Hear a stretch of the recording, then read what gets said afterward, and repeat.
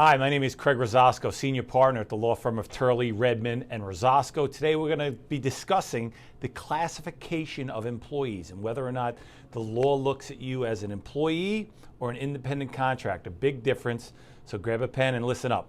So what we typically see in court is normally 90% of our clients are employees. And what makes them employees?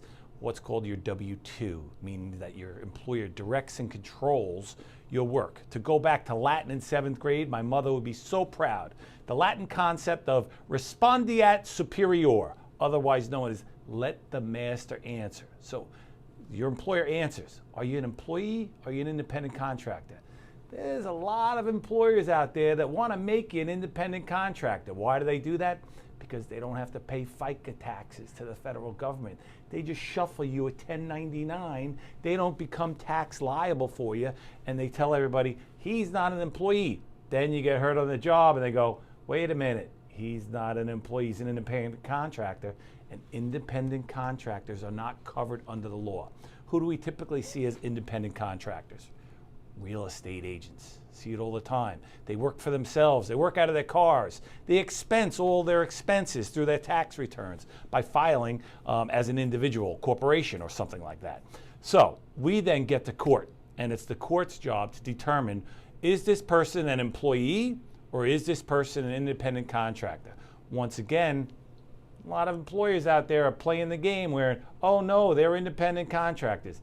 I know better. What determines whether or not you're an employee or an independent contractor? It doesn't matter if you're paid cash or check. That is irrelevant.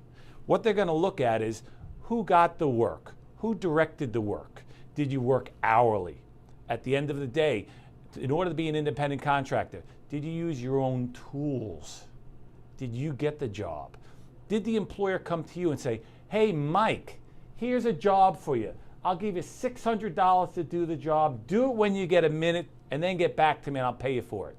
That person went out with their own tools on their own time schedule and performed the work. That's probably an independent contractor. But 90% of the time, these people are employees. The employer gets the work. They say, hey, Mike, show up at 9 o'clock on Monday morning, go to this job site with your tools that came out of my truck, and do this job and then come back. I'll pay you hourly. At the end of the day, the employee gets cute and they say, all right, listen, I won't take taxes out of your check.